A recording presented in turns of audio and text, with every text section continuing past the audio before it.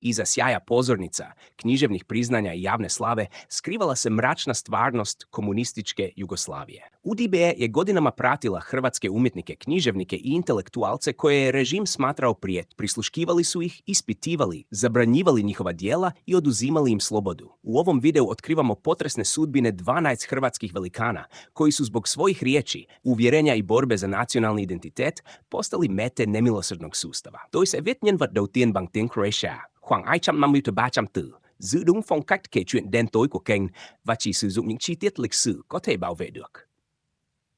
1. Vajse Vukov. Vajse Vukov bio je jedan od najmoćnijih glasova hrvatske glazbe, čovjek čije su pjesme punile koncertne dvorane diljem Jugoslavije. Nakon pobjede na festivalu u Opatiji, Miničinčemsan Mamzićim od godine, njegova je karijera krenula nevjerojatnom brzinom. Predstavljao je Jugoslaviju na Euroviziji, osvajao nagrade i postao miljenik publike. No upravo je njegova golema popularnost ubrzo privukla pozornost režima. Krajem 60-ih Vukov je sve otvorenije izražavao hrvatski nacionalni osjećaj. Pjevao je domoljubne pjesme, sudjelovao na događajima povezanima s Maticom Hrvatskom i približio se idejama hrvatskog proljeća. Za vlasti više nije bio samo pjevač. Postao je politički sumnjiva osoba čije je nastupe trebalo nadzirati, a riječi pažljivo bilježiti. Nakon sloma hrvatskog proljeća 1973. godine, pritisak je postao nepodnošljiv. Dok se početkom 1972. nalazio na turneji u Australiji, policija je pretražila njegov stan u Zagrebu. Obitelj ga je upozorila da se ne vraća jer mu je prijetilo uhićenje. Umjesto povratka kući otišao je u Francusku, gdje je nekoliko godina živio odvojen od publike koja ga je proslavila. Kada se 1976 vratio u Jugoslaviju, zatvor ga nije dočekao, ali kazna je već bila provedena bez ikakve sudske presude. Njegove su ploče povučene iz prodaje, pjesme uklonjene s radijskih programa, a vrata koncertnih dvorana ostala su zatvorena. Gotovo 2 desetljeća njegovo se ime nije smjelo javno isticati. Vice Vukov nije završio na Golom otoku, ali je postao primjer drugačije represije. Sustav mu nije oduzeo život, nego glas, publiku i najbolje godine karijere. Na pozornicu se simbolično vratio tek 1989. kada je režim koji ga je pokušao izbrisati već počeo gubiti svoju moć. 2. Vlado Gotovac. Vlado Gotovac bio je pjesnik, esejist i govornik, čija je riječ često odjekivala snažnije od političkih parola. U socijalističkoj Jugoslaviji stekao je ugled među hrvatskim intelektualcima, ali njegova privrženost slobodi govora i hrvatskom nacionalnom identitetu postupno ga je pretvorila u čovjeka kojeg je režim smatrao opasnim. Kao urednik časopisa Hrvatski tjednik, glasila Matice Hrvatske, Gotovac je početkom 70-ih otvoreno pisao o političkim, kulturnim i gospodarskim problemima Hrvatske. Tijekom hrvatskog proljeća postao je jedan od najprepoznatljivijih glasova pokreta koji je zahtijevao veću ravnopravnost unutar Jugoslavije. Njegovi tekstovi nisu pozivali na nasilje, ali su rušili tišinu na kojoj je počivala moć partije. Nakon gušenja hrvatskog proljeća u prosincu 1979. godine vlasti su krenule u obračun s njegovim sudionicima. Gotovac je uhićen, optužen zbog političkog djelovanja i osuđen na 4 godine zatvora. Kaznu je služio u Staroj Gradiški, gdje je bio izložen izolaciji, ponižavanju i teškim zatvorskim uvjetima. Uz zatvorsku kaznu dobio je i zabranu javnog djelovanja, čime ga je sustav pokušao ukloniti iz kulturnog života. No Gotovac nije odustao. Nakon razgovora koje je 1977. dao stranim novinarima, ponovno se našao na udaru vlasti. Godine 1981. osuđen je na još 2 godine zatvora, te mu je ponovno zabranjeno javno istupanje. UDBA ga je nadzirala, bilježila njegove kontakte i pratila ljude koji su mu prilazili. Vlado Gotovac nije bio zatočenik Golog otoka, ali je godinama živio unutar nevidljivog zatvora sastavljenog od nadzora, zabrana i straha. Režim mu je mogao oduzeti slobodu i pravo na javnu riječ, ali nije uspio slomiti njegovu vjeru da pojedinac mora govoriti čak i onda kada cijeli sustav zahtijeva šutnju. 3. Bruno Bušić. Bruno Bušić bio je književnik, novinar i politički emigrant, čije ime za jugoslavenski režim predstavljalo simbol neposluha. Još kao mladić privukao je pozornost sigurnosnih službi zbog svojih stavova o položaju Hrvatske u Jugoslaviji. Dok su mnogi intelektualci birali oprez i šutnju, Bušić je otvoreno pisao o političkoj represiji, gospodarskim nejednakostima i pravu hrvatskog naroda na veću slobodu. Radio je u Institutu za historiju radničkog pokreta Hrvatske, kojim je ravnao Franjo Tuđman. Međutim, njegovi tekstovi i kontakti ubrzo su ga doveli pod nadzor UDIBE. Bio je praćen, ispitivan i zatvaran, a njegove bilješke, pisma i razgovori postali su predmet interesa tajne policije. Nakon sloma Hrvatskog proljeća 1975. godine, prostor za slobodno djelovanje gotovo je potpuno nestao.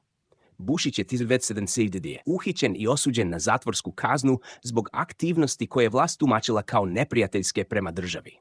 Nakon izlaska iz zatvora, shvatio je da u Jugoslaviji više ne može slobodno pisati. Godine 1975. napustio je zemlju i otišao u emigraciju. U inozemstvu je nastavio objavljivati tekstove protiv jugoslavenskog režima, zbog čega je ostao pod stalnim nadzorom sigurnosnih struktura. Njegovo kretanje, suradnici i politički kontakti pomno su praćeni. U listopadu 1978. Bruno Bušić pronađen je ubijen u Parizu. Smrt je izazvala duboku sumnju da iza atentata stoji jugoslavenska tajna služba, premda puna sudska istina o nalogodavcima nikada nije konačno utvrđena. Bušić nije završio na Golom otoku, ali ga ni odlazak u inozemstvo nije oslobodio sjene režima. Njegova sudbina ostala je jedan od najmračnijih simbola vremena u kojem državne granice nisu uvijek mogle zaštititi one koje je sustav proglasio neprijateljima. Tôi tiếp tục với nhân vật thứ tư, tập trung vào trải nghiệm có thật của Ante Zemljar tại Goli Otok và giữ độ dài 200 năm từ Bajca tử. Ur. Ante Zemljar bio je hrvatski pjesnik, književnik i partizan koji je vjerovao da će završetak rata donijeti pravednije društvo. Kao mladić priključio se partizanskom pokretu i borio protiv okupacije, uvjeren da sudjeluje u stvaranju slobodnije budućnosti. Međutim, samo nekoliko godina nakon pobjede, sustav kojem je služio proglasio ga je politički sumnjivim i pretvorio u zatvorenika. Nakon sukoba Tita i Staljina te rezolucije Informbiroa diljem Jugoslavije započela su uhićenja stvarnih i navodnih protivnika režima. Zemljar je 1909. odveden na Goli otok, premda mu njegova ratna prošlost nije pružila nikakvu zaštitu. Ondje je ostao sve do 1903. godine, prolazeći kroz prisilni rad, ponižavanje, političko preodgajanje i sustav u kojem su zatvorenici bili prisiljavani nadzirati i optuživati jedni druge. Na tom kamenom otoku nije se pokušavalo slomiti samo tijelo. Cilj je bio uništiti osobnost zatvorenika, natjerati ga da se odrekne svojih uvjerenja i sudjeluje u kažnjavanju drugih. Zemljar je preživio, ali je iskustvo Golog otoka ostalo trajno urezano u njegovo stvaralaštvo. Nakon oslobađanja završio je studij komparativne književnosti i izgradio bogat opus kao pjesnik, pripovjedač, romanopisac i putopisac. O logorskoj traumi dugo se govorilo tiho, jer je Goli otok bio tema koju je jugoslavensko društvo desetljećima potiskivalo. Zemljar je svoja iskustva kasnije pretočio u zbirke Hajka za mnom po otoku i Pakao nade, ostavljajući književno svjedočanstvo o represiji.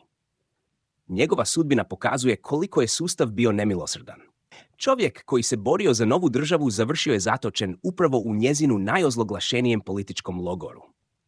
Ante Zemljar preživio je Goli otok, a zatim je riječima sačuvao uspomenu na one koji nisu mogli govoriti.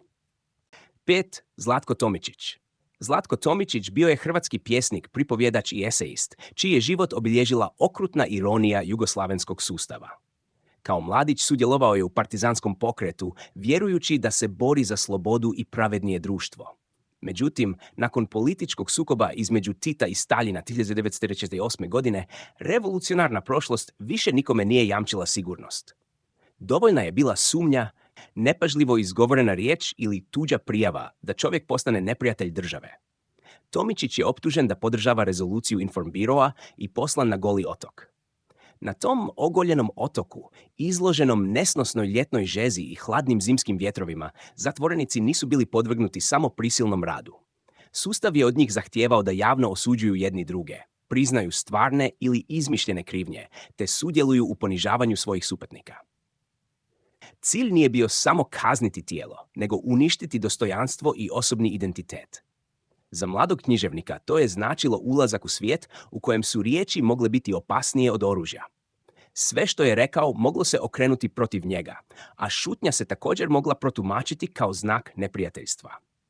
Iskustvo zatvaranja ostavilo je dubok trag na njegovu životu i kasnijem književnom stvaralaštvu. Nakon povratka s Golog otoka, Tomičić je nastavio pisati, ali je politička stigma dugo ostala uz njegovo ime. Objavljivao je poeziju, prozu, eseje i djela prožeta povijesnim, duhovnim i nacionalnim temama. Ipak, iza njegova bogatog opusa ostala je skrivena trauma čovjeka kojeg je kaznila upravo država u čije je stvaranje nekada vjerovao. Njegova sudbina pokazuje kako je represija proždirala čak i vlastite pristaše. Zlatko Tomičić preživio je Goli otok, ali je cijeli život nosio uspomenu na mjesto na kojem je sustav od ljudi zahtijevao da se odreknu i drugih i samih sebe. Tôi tiếp tục với nhân vật thứ 6, Petar Šegedin, bằng tiếng Croatia, và giữ đúng độ dài 254. Šalth Petar Šegedin. Petar Šegedin bio je jedan od najznačajnijih hrvatskih književnika 20. stoljeća, ali intelektualac koji nije pristajao na to da umjetnost služi političkoj ideologiji. Premda je nakon Drugoga svjetskog rata obnašao važne kulturne dužnosti, vrlo je rano upozorio da književnost mora ostati slobodna. Takav stav postupno ga je doveo u sukob sa sustavom kojem je poslušnost bila važnija od stvaralačke slobode. Šegedin je javno branio hrvatski jezični i kulturni identitet. Bio je među potpisnicima deklaracije o nazivu i položaju hrvatskog književnog jezika iz 1967. godine, dokumenta koji je izazvao žestoku reakciju komunističkih vlasti. Potpisnici su optuživani za nacionalizam, izloženi političkim pritiscima i predstavljani kao prijetnja jugoslavenskom jedinstvu. Tijekom Hrvatskog proljeća, Šegedin je podržavao zahtjeve za ravnopravnijim položajem Hrvatske. Kao istaknuti književnik i bivši predsjednik Društva hrvatskih književnika, imao je javni ugled koji mu je davao snažan utjecaj. Upravo zato njegove riječi nisu promatrane samo kao književna razmišljanja, nego i kao politička opasnost. Nakon sloma pokreta ili 1990. godine prostor oko njega naglo se zatvorio. Matica Hrvatska bila je zabranjena, brojni suradnici uhićeni, a Šegedin obilježen kao nepodoban autor. Nije poslan na Goli otok niti osuđen poput nekih svojih suvremenika, ali je bio potisnut iz javnosti i prisiljen na dugotrajnu šutnju. Njegova djela i stavovi desetljećima su prešućivani, dok je režim pokušavao smanjiti njegov utjecaj. Šegedin je ipak ostao vjeran uvjerenju da pisac mora braniti slobodu, čak i kada zbog toga plaća osobnu cijenu. Krajem 80-ih sudjelovao je u obnovi Matice Hrvatske, a 1990 postao je njezin predsjednik. Sustav ga nije zatvorio iza otočnih zidina, ali ga je pokušao zatočiti šutnjom, kaznom koja za jednoga pisca može biti jednako bolna. Šaš 7. Slobodan Novak. Slobodan Novak bio je jedan od najvažnijih hrvatskih književnika 20. stoljeća, autor čija su djela govorila o samoći, strahu i sukobu pojedinca s okrutnim mehanizmima vlasti. Rođen na dalmatinskom otoku Visu, mladost je proveo u burnim ratnim godinama. Pridružio se partizanskom pokretu, vjerujući u borbu protiv okupacije. Ali iskustva rata i poslijeratnog društva u njemu su ostavila duboku sumnju prema svakoj ideologiji koja od čovjeka zahtijeva potpunu poslušnost. Radio je kao novinar, urednik i kulturni djelatnik, no njegova književnost nije slijedila službene političke obrasce. U romanima i pripovjetkama prikazivao je moralno rasulo, licemjerje i osjećaj zarobljenosti. Njegovo najpoznatije djelo, Mirisi, zlato i tamjan, objavljeno 1968. godine, postalo je snažna metafora društva opterećenog prošlošću, lažnim idealima i neispunjenim obećanjima. Novak se našao među potpisnicima deklaracije o nazivu i položaju hrvatskog književnog jezika iz 1967. godine. Taj čin vlasti su doživjele kao napad na službenu politiku jugoslavenskog zajedništva. Potpisnici su javno osuđivani, politički obilježavani i izloženi različitim oblicima pritiska. Za sigurnosni aparat njihovi kontakti, tekstovi i javni nastupi postali su predmet posebne pozornosti. Nakon sloma Hrvatskog proljeća 1970. godine, prostor za slobodno izražavanje dodatno se suzio. Novak nije završio na Golom otoku, niti je bio osuđen na dugu zatvorsku kaznu. Njegova represija bila je tiša, politička sumnjičenja, ideološke osude i osjećaj da svaka javno izgovorena riječ može imati posljedice. Unatoč pritiscima nastavio je stvarati i nije dopustio da njegova književnost postane glasnogovornik vlasti. Slobodan Novak ostao je svjedok vremena u kojem pisac nije morao biti iza rešetaka da bi osjetio granice dopuštene slobode. Osen Jozo Kljaković. Jozo Kljaković bio je ugledni hrvatski slikar, freskopisac i profesor, čiji su monumentalni radovi krasili crkve i javne prostore. Školovao se u Pragu, Beču, Ženevi i Parizu, a svojim snažnim figurativnim stilom stekao je važno mjesto u hrvatskoj umjetnosti.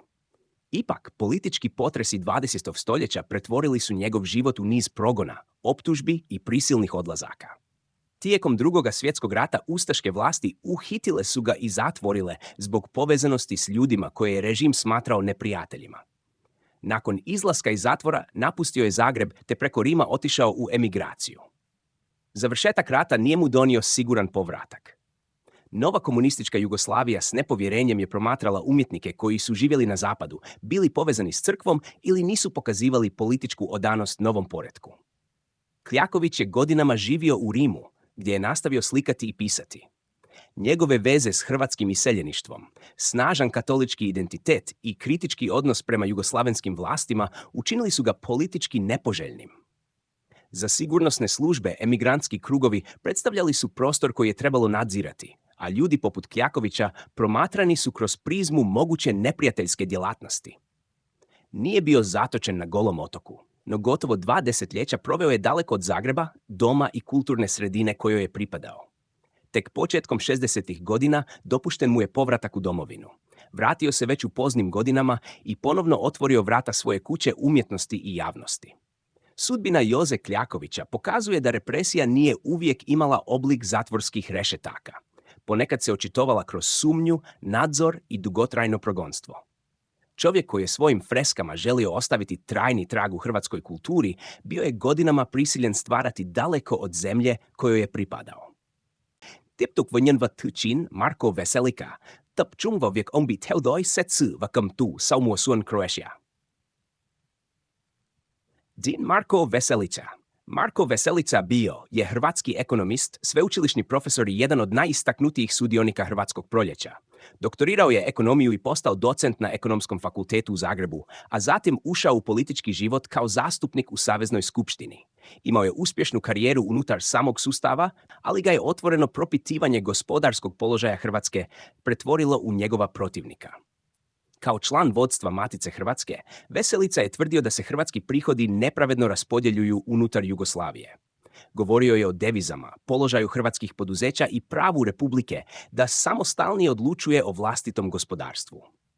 Takve izjave vlast nije doživljavala kao stručnu raspravu, nego kao opasni nacionalizam koji bi mogao ugroziti državno jedinstvo. Nakon sloma Hrvatskog proljeća krajem 1970. godine Veselica je uhićen. Godine 1972. osuđen je na 7 godina zatvora i zabranu javnog djelovanja. Kaznu je služio u Staroj Gradiški, u teškim uvjetima namijenjenima političkim zatvorenicima. Istodobno je ostao bez položaja na fakultetu, javnog utjecaja i života koji je godinama gradio. Ni nakon izlaska na slobodu nadzor nije prestao. Njegovi susreti i izjave pomno su praćeni, a razgovori sa stranim novinarima poslužili vlastima kao povod za novi obračun. Godine 1981. ponovno je uhićen i osuđen na 11 godina zatvora zbog navodne neprijateljske propagande. Kazna mu je poslije smanjena, ali je iza rešetaka proveo još nekoliko godina, dok ga je Amnesty International smatrao zatvorenikom savjesti. Marko Veselica nije bio zatočen na Golom otoku, no gotovo 12 godina života proveo je u jugoslavenskim zatvorima. Njegov slučaj pokazuje kako je režim postupao s ljudima koji su se usudili osporiti službenu istinu. Najprije im je oduzimao položaj i glas, a zatim slobodu. 10. Dražen Budiša. Dražen Budiša bio je tek 23-godišnji student kada se našao na čelu pokreta koji je uzdrmao temelje socijalističke Jugoslavije. Studirao je filozofiju i sociologiju, a kao predsjednik Saveza studenata Zagreba postao je glas mladih koji su zahtijevali gospodarsku ravnopravnost Hrvatske, veće političke slobode i pravo da otvoreno govore o problemima koje je vlast pokušavala prešutjeti. Vrhunac studentskog nezadovoljstva dogodio se u studenome 1979. godine, kada je pokrenut štrajk na Zagrebačkom sveučilištu. Studenti su tražili pravedniji položaj Hrvatske u raspodjeli deviznih prihoda, ali je partijsko vodstvo njihove zahtjeve protumačilo kao nacionalistički napad na jedinstvo države. Budišina popularnost i sposobnost da okupi tisuće mladih učinile su ga posebno opasnim u očima režima. Nakon političkog obračuna s Hrvatskim proljećem u Karađorđevu započela su uhićenja. Budiša je priveden 11. prosinca 1991. i postao prvo optuženi na suđenju studentskim vođama. Osuđen je na 4 godine strogog zatvora, a kaznu je izdržavao u Staroj Gradiški i Lepoglavi. Najbolje godine mladosti proveo je iza zidova zatvora, odvojen od obitelji, prijatelja i javnosti koja je do tada slušala njegove govore. Kada je krajem 1975 izašao na slobodu, represija nije završila. Njegovo ime ostalo je politički obilježeno, mogućnost javnog djelovanja bila mu je ograničena, a sigurnosne službe nastavile su pratiti njegove kontakte. Umjesto povratka na političke govornice, zaposlio se kao knjižničar i godinama živio izvan središta javnog života. Dražen Budiša nije bio zatočen na Golom otoku, ali je njegova sudbina postala simbol uništene mladosti hrvatskog proljeća. Režim ga je zatvorio kako bi zastrašio cijelu generaciju, no nije uspio izbrisati ideje zbog kojih su studenti 1979. odlučili podići svoj glas. 11. Ivan Zvonimir Čičak. Ivan Zvonimir Čičak bio je student filozofije i književnosti, kada se početkom 70-ih našao u središtu političkih previranja koja će obilježiti njegov život. Kao jedan od istaknutih sudionika Hrvatskog proljeća, zagovarao je veća politička i kulturna prava Hrvatske te slobodnije društvo unutar tadašnje Jugoslavije. Posebnu je pozornost privukao kada je izabran za studenta prorektora sveučilišta u Zagrebu unatoč protivljenju komunističkih struktura. Za vlasti Čičak više nije bio samo mladi intelektualac. Njegovi govori, susreti i veze s drugim studentskim predstavnicima postali su predmet sigurnosnog nadzora. Nakon sloma Hrvatskog proljeća u prosincu 1973. godine uslijedila su masovna uhićenja, smjene i politički progoni. Među onima koje je režim odlučio kazniti nalazio se i Čičak. Uhićen je i izveden pred sud zajedno s drugim sudionicima pokreta.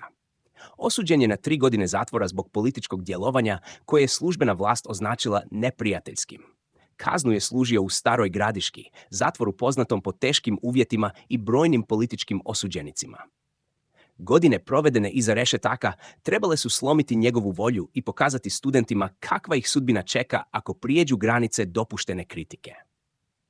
Nakon izlaska iz zatvora, sloboda je ostala samo djelomična. Čičak je teško pronalazio zaposlenje. Njegovo se kretanje nadziralo, a kontakti sa stranim novinarima i disidentima privlačili su pozornost UDBE. Ipak nastavio je govoriti o političkim zatvorenicima, ljudskim pravima i represiji, zbog čega je tijekom 80-ih ostao pod pritiskom vlasti. Ivan Zvonimir Čičak nije bio zatočen na Golom otoku, ali je postao jedan od simbola generacije kažnjene zbog zahtjeva za većom slobodom. Sustav mu je oduzeo godine mladosti, ali ga nije uspio natjerati da zauvijek zašuti. 12. Franjo Tuđman. Franjo Tuđman prošao je neobičan put od partizanskog generala i pripadnika jugoslavenskog vojnog vrha do političkog zatvorenika kojeg je isti sustav smatrao opasnim hrvatskim nacionalistom. Nakon Drugoga svjetskog rata ostvario je visoku vojnu karijeru, ali je početkom 60-ih napustio aktivnu službu i posvetio se povijesnim istraživanjima. Upravo su ga njegovi pogledi na hrvatsku povijest i položaj Hrvatske postupno udaljili od službene ideologije. Kao ravnatelj Instituta za historiju radničkog pokreta Hrvatske istraživao je teme koje su izazivale političke prijepore. Protivio se pojednostavljenim prikazima prošlosti i javno govorio o gospodarskim i nacionalnim odnosima unutar Jugoslavije. Bio je među potpisnicima deklaracije o nazivu i položaju hrvatskog književnog jezika iz 1967. godine, nakon čega je isključen iz Saveza komunista, smijenjen s položaja i udaljen iz javnog života. Tijekom Hrvatskog proljeća podržavao je zahtjeve za većom hrvatskom samostalnošću. Nakon gušenja pokreta uhićen je 1972. i osuđen na 2 godine zatvora zbog navodne neprijateljske djelatnosti. Kazna mu je poslije smanjena, ali je poruka režima bila jasna. Nekadašnji general više nije pripadao krugu povlaštenih, nego onima koje je trebalo nadzirati i ušutkati. Novi udar uslijedio je početkom 80-ih. Zbog razgovora sa stranim novinarima, u kojima je kritizirao položaj Hrvatske i jugoslavenski poredak, ponovno je izveden pred sud. Godine 1981. osuđen je na 3 godine zatvora i zabranu javnog djelovanja.